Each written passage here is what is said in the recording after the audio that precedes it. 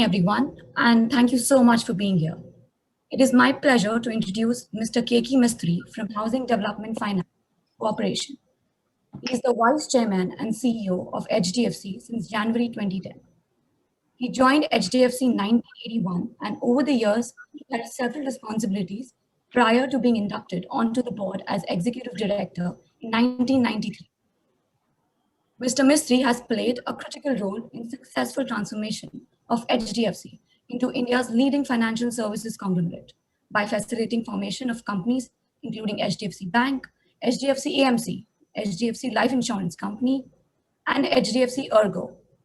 Besides being on the board for several HDFC group companies, Mr. Mistry is also on the board of Tata Consultancy Services, Torrent Power Limited, and Gria Investments. It is my pleasure to invite him to deliver a speech on current perspectives on the Indian economy and housing sector. Welcome, Mr. Mistry. We are so excited to have you. The session will be moderated by Mr. Mukul Gulati, who is the co-founder and managing director of Zephyr Peacock Management India. Mr. Gulati has 20 years of experience in investment business, including private equity, investment research, and general management. Previously, Mr. Gulati worked at Multex, where he was involved in setting up and managing the firm's quantitative equity research business. He also serves as an advisor to the TechnoServe India. Mr. Gulati is also a proud Columbia Business School alum, where he received his MBA with honors. Welcome, Mr. Gulati. And with that, I hand it over to you, Mr. Gulati, and please welcome Mr. Keki Mistry. It's my pleasure to be here, back at the school. I'm sad that I'm not in person.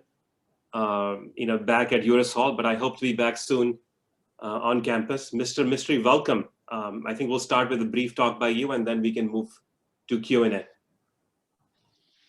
All right, thank you, Mr. Gulati, and thank you very much, Manali, for your introduction. A very good morning to all of you. I would like to thank Columbia Business School for inviting me to speak at your India Business Conference. I will divide my talk into two parts. I will begin by giving you a sense of the way I see the Indian economy, both global. I'll see the economy first globally and then in India, and this will be followed by current developments in the real estate sector. In one of the most unprecedented events of our lifetime, the COVID-19 pandemic unleashed its macroeconomic earthquake the sheer scale and speed of the unfolding human tragedy was completely overwhelming. Personally, I never imagined in my wildest dream that an outbreak of this magnitude could take place just out of a virus.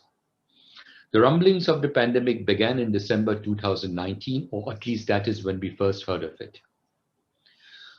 But like other epidemics in recent memory, it was thought that the spread would be limited and a cure would be found very soon.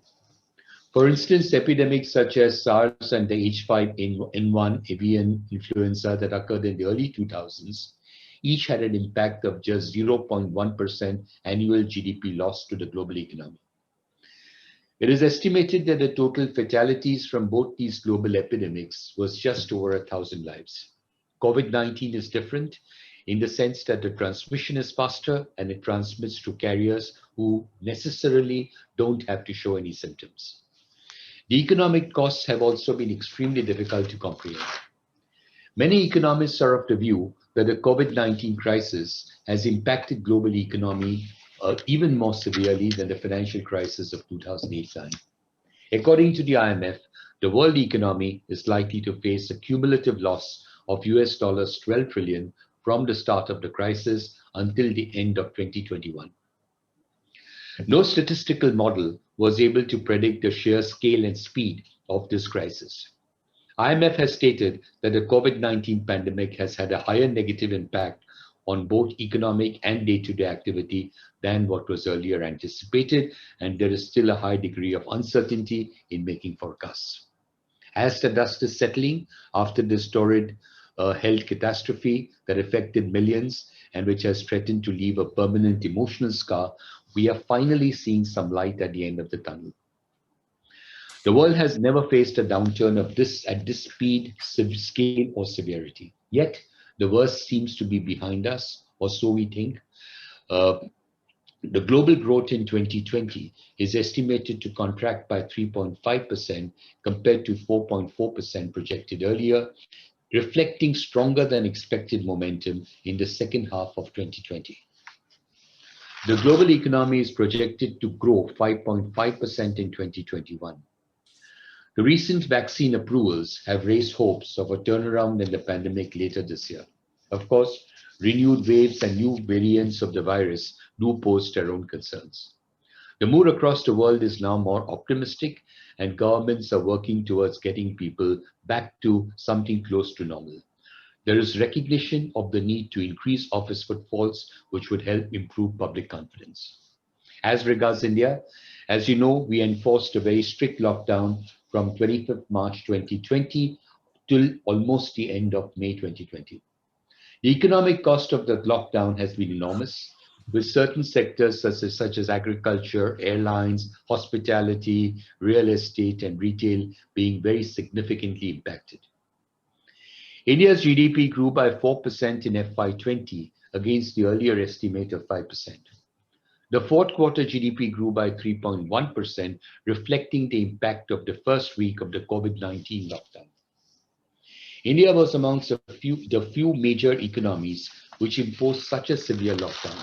As a result, India's GDP contracted by 23.9% in the first quarter of the current financial year, which is 2021. Now, you must recognize that when I talk of a financial year, it is April to March, because that's the financial year that we use in India. For most sectors, 2/3 of the first quarter, that April to June quarter, were through a complete strict lockdown. It is important to reiterate that India is not an outlier with its GDP contraction. As the lockdown measures began to ease, India staged a recovery in the second quarter of FY21, suggesting that the resumption of economic activity had been gathering pace. India's GDP is expected to contract by 7.7% in FY21 from an earlier estimate of 9.5%. The effective management of the COVID-19 spread, especially during the festival season and the onset of the winter season, was one of the biggest contributing factors that has led to a faster than expected economic growth. It is estimated that India's GDP will rebound to a very strong growth of nearly 11% during FY21 quarter one. As regards corporate India, the overall performance during the first quarter of 2020 was weak, as was expected. The weak performance was led by manufacturing companies, while the services sector, especially those in the IT sector, remained in positive terrain. On a positive note, several businesses began to show improvement on a month-to-month basis as the lockdown measures began to ease. Apart from abundant global liquidity and the development of the COVID-19 vaccine, optimism around the December 20 quarter corporate earning results has led to Indian equities hitting an all-time high over the last couple of months. These encouraging trends clearly show that the worst seems to be behind us and that the recovery is significantly faster than what we had earlier anticipated. Some sectors, such as e-commerce and agriculture, performed well during the lockdown. Pent-up demand is now beginning to unfurl and should continue to do so in the coming months. In fact, small towns are outpacing metros in consumption. These towns are witnessing good demand for electronics, cars, two-wheelers, apparel, and food. The central bank in India, which is the Reserve Bank of India, has been extremely proactive and has introduced a host of measures, including reducing the repo rate twice since March by 115 basis points to 4% now. The previous instance where the repo rate was reduced to sub 5% was in April 2009 during the global financial crisis. Between February 20 and early December 2020, the central bank infused an estimated rupees 12.7 trillion rupees so that corporates had enough liquidity and better access to working capital. To augment liquidity in the system, the RBI reduced the reverse repo rate, cut the cash reserve ratio, conducted targeted long-term repo operations, and introduced refinancing facilities. To ease the financial stress due to the intense disruptions of COVID-19, the RBI had permitted banks and financial institutions to allow a moratorium on payment of installments for all term loans outstanding on March 1st, 2020. The extension of the moratorium was allowed up to August 31st, 2020. Now that the moratorium has ended, banks and financial institutions are closely monitoring the repayment of money from borrowers, and the results that we have seen of companies, particularly the financial sector for the quarter ended December 2020, do not in any way reflect a huge amount of stress as was earlier anticipated. RBI has also approved a one-time restructuring plan for eligible corporate exposures as well as for personal loans. There is recognition on the part of the authorities that some sectors have suffered considerably more pain than others and therefore would merit a different treatment to facilitate the recoveries. To explain further, a loan's restructuring allows lenders to reschedule loan repayments or extend the loan tenor depending on the current repayment ability of the borrower. There were concerns that the stress in the balance sheet of banks could intensify as the effects of the moratorium and restructuring recede. And as I mentioned earlier on a positive note, banks have entered the health crisis with stronger capital buffers than during the global financial crisis. Also, the results of banks for the December 20 quarter reveal a significantly lower level of stress than what was originally anticipated. There were also some concerns raised on the higher inflation rate, which was well above 6% since June 2020. However, there was consensus that the high rate of inflation was caused by supply disruptions, including labor shortages and high transportation costs. Encouragingly, inflation eased to 4.6% in December 2020, which is within the RBI's comfort zone. However, oil prices have inched up to $55 per barrel from $30 to 35 per barrel range during the height of the pandemic due to the positive developments in the vaccine, increased economic activity globally, and extension of production cuts by OPEC. This has resulted in further increases in domestic fuel prices and may in due course put pressure on inflationary expectations. As regards to fiscal deficit, it was satisfying to note that at the peak of the pandemic, the government did not become overzealous in its stimulus package. The finance ministry had to keep one eye on the fisc, which was the right step. In the recent union budget, the government kept the fiscal deficit at 9.5% of the GDP for FY21 and at 6.8% of the GDP for FY22, which is a manageable target when taken in the context of the health catastrophe that affected all of us. It is better to keep the fiscal deficit higher now and bring it down gradually to 4.5% of the GDP by FY26 to achieve fiscal consolidation. Under these exceptional circumstances, where the government revenues were weak, investors in the markets will not view the higher fiscal deficit target as a negative. And clearly, we've seen that post the budget which came out on Monday, stock markets in India have rallied significantly. Between the disinvestment commitment and an expected higher growth in the coming period, the government should be able to raise the resources to meet the fiscal deficit target. I do believe that India's pace of reforms needs to continue. Sound regulatory policies and implementing structural reforms will help India attain a swift economic recovery. Some of the positive signs are as follows. India's foreign exchange reserves are at a very comfortable level of $584 billion as of January 2021, which covers 15 months of imports. The main reason has been the rise in foreign portfolio investments and FDI inflows. India is now the fifth largest holder of reserves after China, Japan, Switzerland, and Russia. India's current account deficit is steadily falling over the years. During FY20, the current account deficit stood at just 0.9%. In fact, India achieved a current account surplus for 3 consecutive quarters, 0.1% of the GDP in quarter 4 of FY20, 3.8% of the GDP in quarter 1 FY21, and 2.4% of the GDP in quarter 2 FY21. However, the trajectory of the oil prices needs to be watched as India imports 80% of its oil requirement. The rupee has performed well during this period and has depreciated only by 3% against the US dollars over the last 12 months.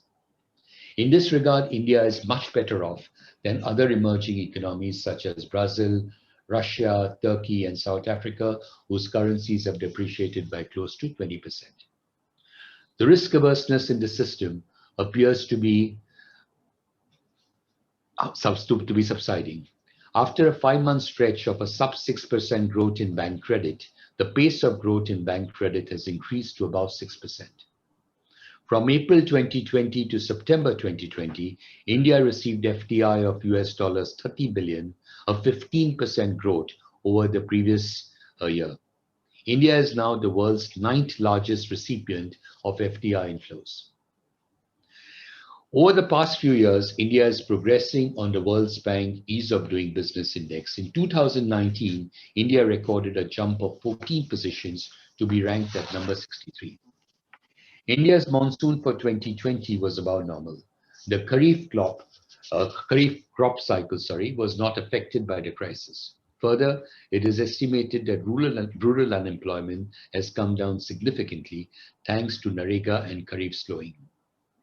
The RBI has said that the outlook for agriculture is robust. Rabi sowing has also seen a healthy year-on-year growth of 2.9%. COVID-19 has provided a huge opportunity for India to establish itself as a manufacturing base for Western countries.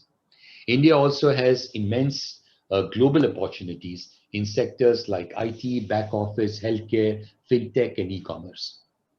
India is rapidly digitizing. India's digital economy is expected to be US dollars 1 trillion in 2025, when the total economy touches US dollars 5 trillion, that is 1/5 of the Indian economy will be digital.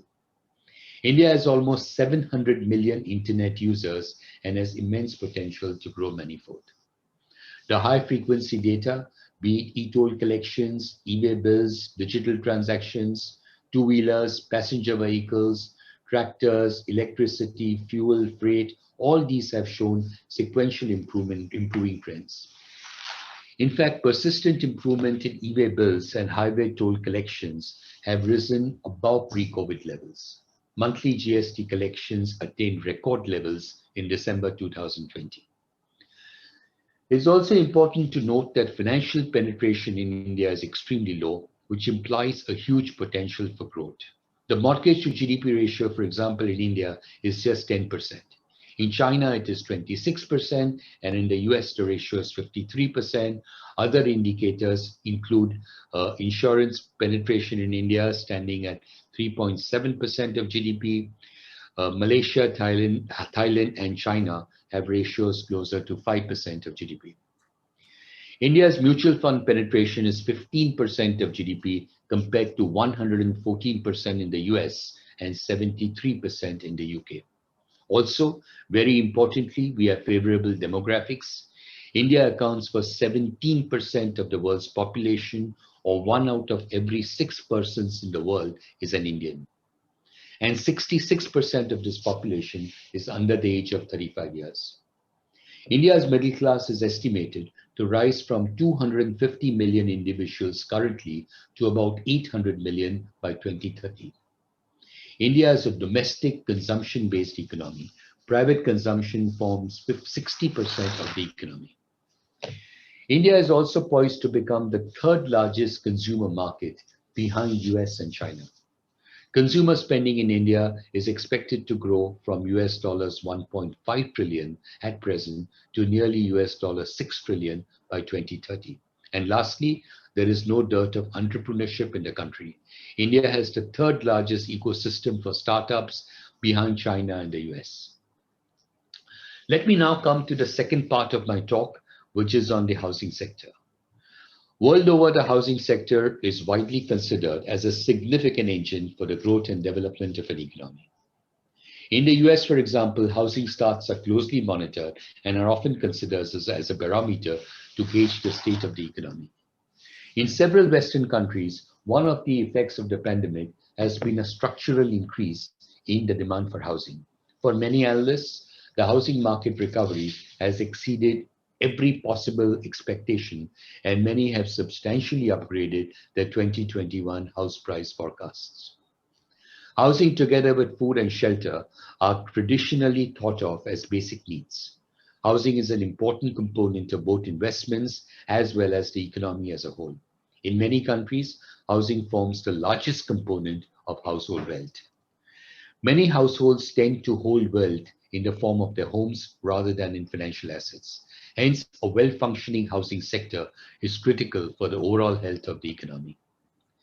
If we look at the growth of housing finance in India over the last 2 decades and compare it with India's economic rise, the success of both can be attributed to the structural changes that are taking place in India. Growing nuclear families and increasing mobility of the workforce have transformed the attitude of the current generation, as younger people are more willing to borrow money and also want to buy their own homes. Housing encompasses financial inclusion and provides stability and security to a household. Housing is also a good indicator of a country's sustainability.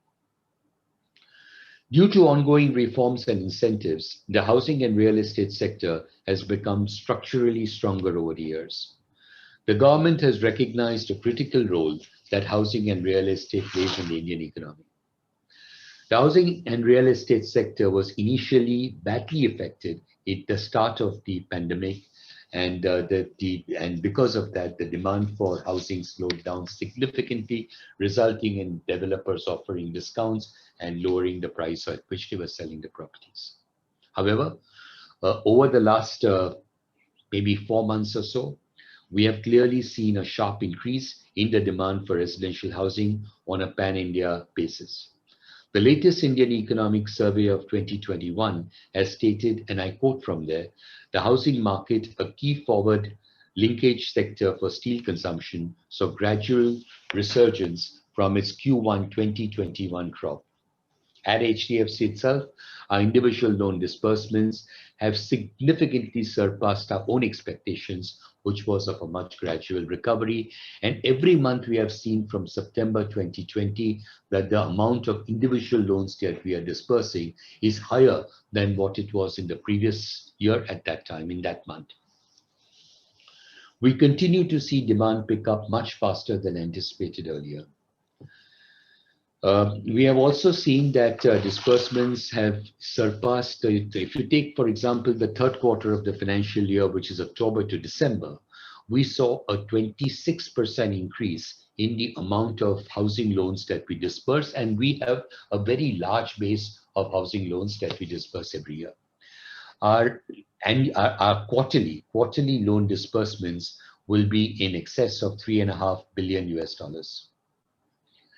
Improved affordability, together with the lowest ever interest rates on housing loans, coupled with stable to lower property prices, has made it very attractive for home buyers to look at buying a property now. Government support and rising incomes have contributed to improved affordability. As per our estimate, this is arguably the best time in terms of affordability in over 2.5 decades. Around 25 years ago, it would have taken 22 times a person's annual income to be able to afford a modest-sized home in the heart of a big city in Mumbai, in India. Today, this affordability ratio has improved to about 3.3 times the annual income. In addition, fiscal incentives by the government have also played a key role in encouraging people to borrow money to buy a house. I'm optimistic about the future of the housing sector, as demand for housing remains insatiable in a country like India, which has a huge housing shortage. There is tremendous potential for growth, as the penetration level of mortgages in India is extremely low compared to other countries. I mentioned earlier that the mortgage to GDP ratio in India stands at 10%. You compare that to China, which is 26%, or to the US, which is 53%. Housing is a basic necessity and not a luxury. Most middle-income people who take loans to buy a house are genuine end users and intend to stay in the house that they purchase. Data over the years has clearly shown that housing loans have much lower defaults and consequently a much better credit risk profile compared to other kinds of personal loans. Also, demand for housing has proved to be relatively inelastic, even in a higher interest rate environment or during a temporary slowdown in the economy. The structural demand for housing in India will always be strong due to factors such as improved affordability, government's trust on affordable housing, favorable demographics, increasing urbanization, and rising aspirations. Two-thirds of India's population is below 35 years of age, and unlike what you would see in the US, in India, people go to buy a house only when they're in the late 30s. So the average age of a first-time home buyer in India is about 38 or 39 years. And with two-thirds of the population being below 35 years, what that really means is that two-thirds of the population has not even contemplated buying a house today. But over the next 1, 3, 5, 10 years, all these younger people will get to an age where they will necessarily have to buy a house. So in my view, there will be a structural increase in the demand for housing in India in the years and probably the decades to come. In my opinion, this is one of the best times to buy a house. Interest rates are at an all-time low, and certain states have provided time-bound relief. For example, the state of Maharashtra has lowered the stamp duty rate to 2% for properties registered before 31st December 2020 from the earlier level of 5%. Coupled with the low interest rates at this point of time and with the reduction in stamp duty, Mumbai recorded historic registration of house sale deeds in November and December 2020. As a result, the state government's treasury collection from registrations increased, inferring that strong home sales have more than compensated for the lower stamp duty. The government recognizes the critical role that housing and real estate plays in the Indian economy. The housing and real estate sector is an important component of the Indian economy, contributing 6.4% of the GDP. It is also the second largest employer in India after agriculture. The sector has significant forward and backward linkages with nearly 300 industries, which contribute to capital formation, generation of employment, and income opportunities. The real estate sector has more than any other sector catalyzed and stimulated economic growth. In India, if India is to reach its full potential, job creation is critical. As the real estate sector creates jobs directly and indirectly, there is a need to support this sector. According to India's economic survey of 2017-18, nearly 90% of the workforce employed in the real estate sector are engaged in the construction of buildings. The survey shows that over 80% of the employment in the real estate and construction sector constitutes minimally skilled workers. It is important to note that the sector is expected to require over 66 million people by 2022. Housing is one of the largest employment generators in the economy, both in terms of direct and indirect jobs that it creates in ancillary industries like cement, steel, paint, power, and so on and so forth. At a broader level, I would like to stress that one of India's biggest needs is job creation. This, I feel, is one of our greatest challenges. It is estimated that India needs to create 10 million jobs every year till 2030 to reduce unemployment. The availability of jobs currently is not even half that magnitude. Apart from real estate, India needs to also focus on other sectors that are job machines, such as infrastructure, manufacturing and labor, and knowledge-intensive services sectors. The government is well aware that apart from protecting lives, creating livelihoods is critical. As a result, the government has introduced several measures that focuses on infrastructural development and the manufacturing sector. The creation of jobs will in turn generate income, increase consumption, and result in greater demand for goods and services. Job creation will increase, aggregate demand, and eventually lead to higher economic growth. Thus, the confluence of all these factors will help in reviving the Indian economy. I would like to talk to you about a couple of trends that we are witnessing in the housing sector. Due to ongoing reforms and incentives, the housing and real estate sector has become structurally stronger over the years.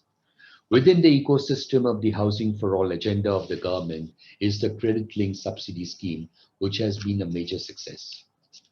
In this scheme, the interest subsidy on a home loan is paid to the beneficiary upfront, thereby reducing the amount of the loan and consequently the EMI that the customer has to pay. The upfront subsidy under the scheme goes a long way in enabling individuals to become homeowners much earlier in life than they were used to in the past. This scheme has been very well aligned with HDFC's focus on affordable housing and financial inclusion. The government's trust on housing is a recognition that a rapidly growing country like India with a large young population needs more homes at affordable price points, which would enable more households to become homeowners. Another trend we are witnessing is the increasing focus on retail housing. Various attempts have been made to increase the rental housing stock in the country as there is recognition that mature housing markets have a combination of rental housing and home ownership, and that people need options to move across the housing ladder. The government has introduced a Model Tenancy Act, which aims to balance the interests of both tenants and landlords. It is estimated that in urban India, there are over 11 million vacant homes as people fear giving them out on rent. A formalized rental market will reduce the skewness as more vacant homes will get occupied. Let me conclude by saying that we are beginning to see hope and optimism with the approval of the several vaccines globally. The pace of distribution of these vaccines over the coming months will be crucial and be watched closely by all. Over the past decade, India has endured several crises, such as the global financial crisis of 2008-9, the IL&FS default in 2018, and several more. The common thread was that it created an atmosphere of risk aversion, but regulatory measures and the inherent strength of the Indian economy, with its strong fundamentals, led to recovery. India has proved to be a resilient economy. In a post-COVID-19 world, India will be able to climb back up the global ladder and the growth ladder. The main reason for my optimism is that India is a strong domestic consumption-based economy, and penetration levels are so low in India that the scope to grow remains intense. On the same lines, I have a positive outlook on the housing and real estate sector in India. The sector has endured several unprecedented events during the past few years. Despite bracing such storms, the housing and real estate sector have always come together and have continued to grow. When this is all over, we will look back and not be able to believe that such a scenario happened. It is often said that India performs best in a crisis. The pandemic may just be the catalyst that we need to further bring in reforms that will take India to even higher growth levels in the months, years to come. Thank you very much. Thank you, Mr. Mistry. Thank you, sir. This was really informative for me and the rest of the attendees. I want to set the context a little bit in terms of what Mr. Mistry represents with his institution of HDFC and HDFC Bank. Many of you who know India, have lived in India, worked in India, know about HDFC Bank and its parent company. They're pioneers in the world of housing finance in India, and also in financial inclusion with their bank, which has impacted millions of lives in a positive way. And for India, HDFC is an example of what modern capitalism is all about. Bringing financial inclusion to India, providing opportunities via loans to many Indians, but also a good employer and a great friend to its shareholders. So really on all those metrics, HDFC and HDFC Bank are shining stars in the Indian corporate world, and the rest of the companies would do well to emulate HDFC in terms of how it serves all its stakeholders, the society, shareholders, and its own employees. So we are all honored to have you, Mr. Mistry, in our company. So with that background, let me just start with some questions. I see that our attendees have asked us a lot of questions and we don't have a lot of time. I'll do my best to get to as many as I can. First, let me ask you about housing penetration. You mentioned, India's low rate around 10 or 11%, and it's particularly low relative to China or other countries. Mr. Mistry, what is the fundamental reason for that? Is it just per capita income related? Is it structural? Is it supply side related? Is something cultural? What do you think the reason that penetration is so low? I think there are two reasons. One is, of course, to some extent it is cultural, and to some extent it is due to the fact that when people are young in India, they don't earn enough to be able to save, which is what they need to do if they have to put in at least 1/3 of the value of the property as their equity. The other is cultural. In India, it is a common practice that you sort of look after your parents as they grow older, and therefore you stay with your parents and don't look to buy your own independent house. And you generally buy a house only after you have children. Children start growing older. They need their own space, they need their own independence, and that's the time people look to buy the house. So it's a combination of one, affordability, and two, the tradition, the culture which exists in India. And is there anything on the supply side in? No, I don't think so. I think there is enough supply in the market. Uh, Supply at the end of the day is a function of demand. If the demand is higher, there will be more supply that will come to the market. The problem might be in big cities, like for example in Mumbai or in central Delhi or in places like that. Land is not available, and because land is not available, historically availability of property in central Mumbai or central Delhi or places like that has been restricted. However, the state governments, particularly in Mumbai, the Maharashtra state government has introduced a number of schemes where it has been possible to convert existing mills or existing factories, shifting these factories which were located in the center of the city to the outskirts, and using that land which was so created to build housing. And then along with the housing unit which is created by the developer, he is also required to create a certain amount of affordable housing units. Thank you. You mentioned jobs and job growth being the main policy objective and need in the Indian economy. What has happened from a policy perspective to support job creation, and what is still pending? So I think a lot has been done to support job creation. For example, if you take housing, I mentioned in my talk also is a huge job creator, both directly in the form of construction workers and masons, carpenters, plumbers, engineers, so on and so forth, and also indirectly in the sense that it supports sectors like cement, steel, paint, power, and so on and so forth. So the central government, for example, has encouraged housing in a variety of ways. I'll just give you 2-3 examples. The interest you pay on a housing loan is tax deductible every year to the extent of 200,000 rupees. And this is available to any individual irrespective of his income.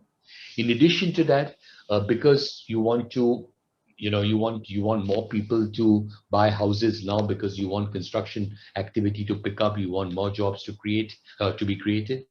The government has also said that if you apply for a loan, or if you get a loan approved for buying that property before 31st March 2021, then in addition to the 200,000 rupees tax deduction, you will also get an additional deduction of 150,000 rupees. And now in this budget, which came earlier in the week, this period of 31st March 2021 has been extended by 1 more year.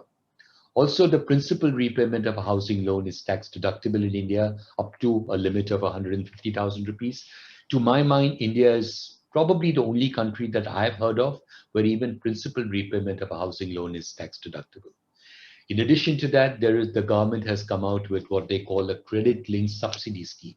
So if you are a first-time home buyer, if you satisfy certain conditions with regard to income and with regard to the size of the unit that you're planning to buy, then the government provides a subsidy to you.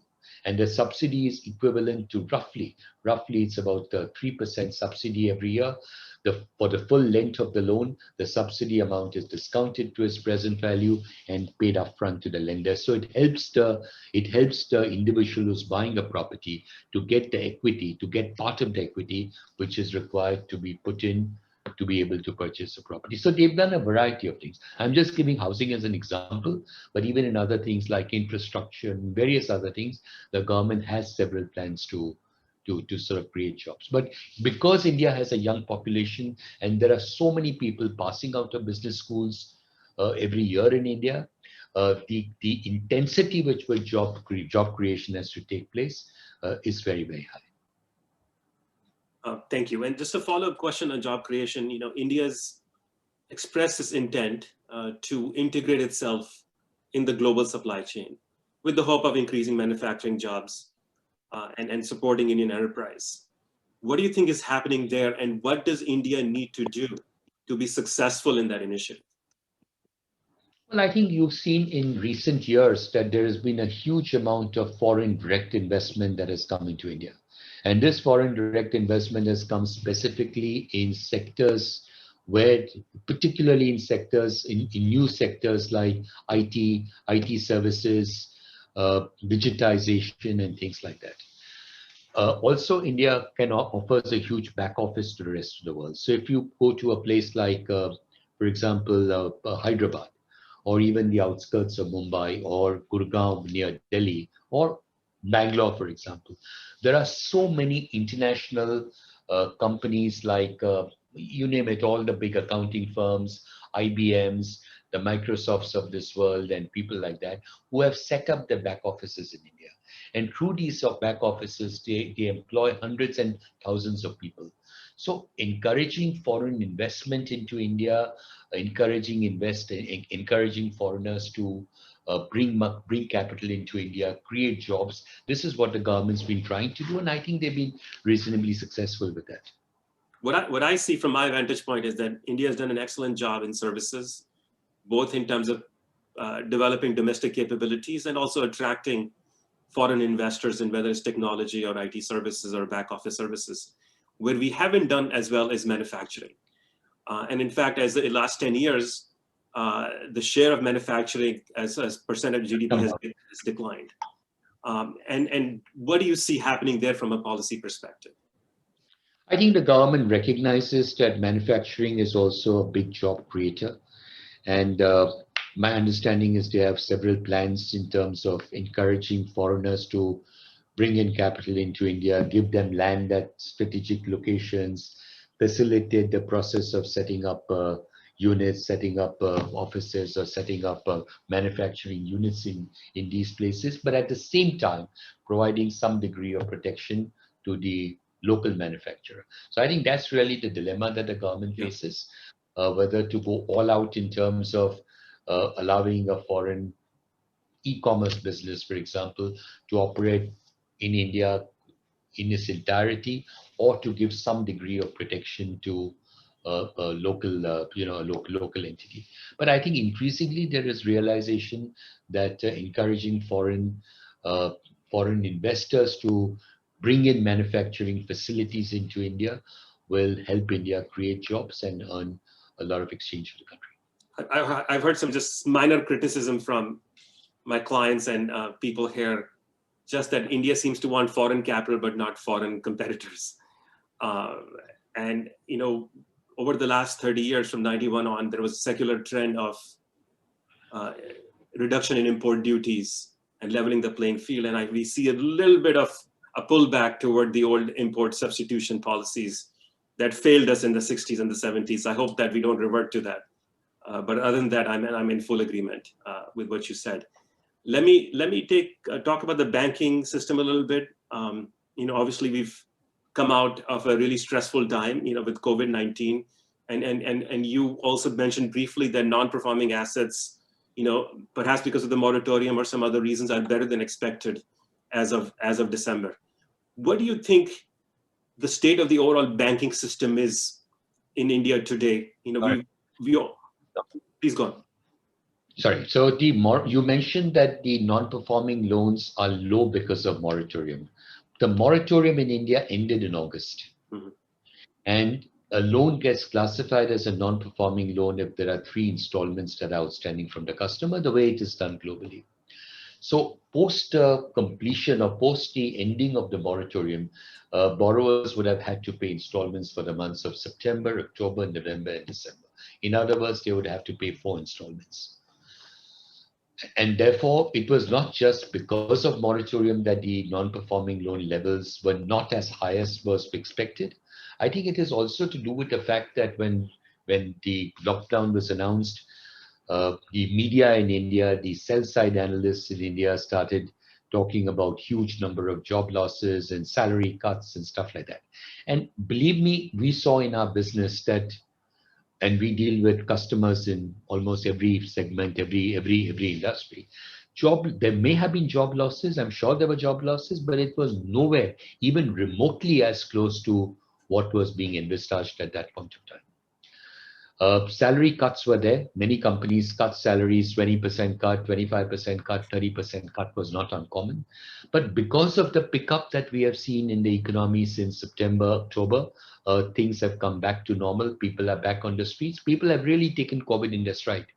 I go to office every day, and the traffic I encounter driving into office or coming back from office every day is actually more than what it used to be in pre-COVID times. You talked about a banking system. Now, if you look at the banking system in India historically, it's a legacy issue. It's 15, 20 years ago. Banks did pick up a lot of bad loans. Now, it's not that, you must understand that when you're in the business of lending, it is not possible to have a situation where every single loan that you have given will get repaid on time. It cannot happen. There will be loans that go bad. There will be, it not because of the fault of the bank, not because of the fault of the promoter, but just because industry has changed, environment has changed, competition has changed, technology has changed, many things have changed. So businesses do go bankrupt, and therefore you do create loan losses. Now the problem, the legacy issue in India was that historically, I'm again talking of 15, 20 years ago, these losses were not necessarily recognized in the balance sheet of every bank. And therefore, these bad loans tended to get suppressed. So many investors would have told, would tell us at that time, I'm talking as I said, 15, 20 years ago, that we cannot trust the balance sheet of many of these banks because we don't know how many bad loans they have, which they have not reflected as bad loans.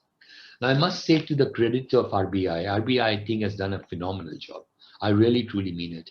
Phenomenal job during the COVID-19, infusing liquidity, ensuring that every segment of the market gets that liquidity, reducing interest rates, and doing a whole host of other things. But coming back to this issue of bad loans, RBI over the last 5 or 6 years has taken numerous steps to try and to cleanse the banking system.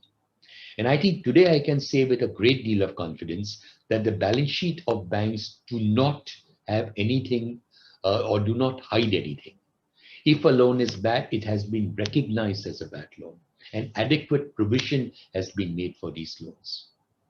So you would have seen that about 2 or 3 years ago, you had consistently over several quarters instances where some of the bigger banks actually reported losses or reported very, very minimal profits. And the reason that happened is because they were building up the provision for these bad loans. So today we are in a situation where, yes, there are bad loans, but there are also adequate provisioning for these bad loans. Now, in the budget, the finance minister has announced the setting up of a special asset reconstruction company, which is akin to a bad bank. So now that the banking system has recognized these bad loans, has made provision for these bad loans, it would be possible once this entity is in place for banks to sell their loans to these entities at fair value, at whatever is the fair value, because they're already carrying not only carrying that provision and probably carrying an extra provisioning. So I think the system is a lot better today than what one could have seen a few years ago. Thank you, sir. I'm just going to rush through 1 or 2 other questions before we wrap up, if that's okay with my fellow panelists. So one, I wanted to talk about infrastructure quickly. And to set the context, as you know, as our audience knows, interest rates in the Western world are zero, essentially, plus or minus. German bond rates are negative. In the US here, T-bill rates are anywhere from 0 to 1%, depending on their tenure. It's many of my own clients are pension funds here in the United States. They are desperate for yield because they're getting nothing out of their domestic fixed income investments. And same thing in Canada, same thing in Japan, and much of Europe. It's an unprecedented time in terms of where the global interest rates are. And there is an excess savings, not as countries here in the Western world, but in institutions, whether it's university endowments or whether it's pension plans, etc. There is a high level of capital that needs to be deployed at a reasonable return, even if it's 6 or 8 or 9%, in dollar terms. And that seems like a great untapped opportunity for India, where our biggest deficit is infrastructure. We need capital to develop our infrastructure. Capital is available in the Western world. What do you think we can do in India to benefit from this trend of close to zero interest rates in Western societies? I think this is also one of the things which I'm sure is engaging the attention of the government. Interest rates are at an all-time low. You're absolutely right, all over the world.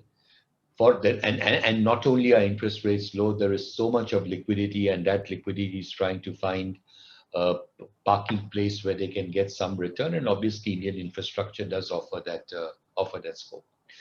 If you look at the infrastructure space, look at roads, for example. The amount of investments that have been made over the last 7 years, 6 years, 7 years in terms of building these roads is really, I think, very, very good.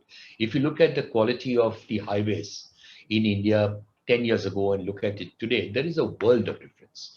If you look at airports, there has been a significant amount of renovation, significant amount of improvement of airports. Many of these airports have got privatized, and there are private entities who have bid for it, and there are also foreign entities that have bid for it.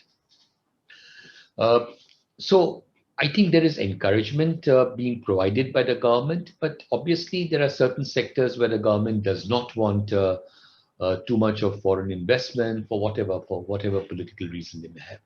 But yes, this is the time when foreign investment can be brought into India to the infrastructure sector, because again, infrastructure like housing, like manufacturing will create a number of jobs. All right. My final question for you, sir. What is your advice for young MBAs at Columbia Business School? What should they do, and how can they help India? Well, my advice to young MBAs, my daughter did her graduation also in the US, but not in Columbia, and is to come back to India. I mean, I genuinely mean it, because the opportunities that India offers in terms of jobs, in terms of career, is really phenomenal. And the India of today is very different from the India of 10 or 15 years ago. There is so much of development that has taken place. There is so much of foreign interest that has come into India that I think the opportunities for good, bright students in India is enormous. There are so many startups. If you see these startups, many of these startups are now looking at going to the capital markets and raising equity for their growth and development. So I think there is a lot of scope for Indian students of Indian origin to come back to India and start working here. Thank you. I'm in full agreement. And with that, I want to express my gratitude for your time and your valuable insights about India and India's future. Thank you, Columbia Graduate School of Business and the India Student Association for organizing this fantastic event. Thank you very much. Thank you very much. Thank you, all of you, and all the very best to you.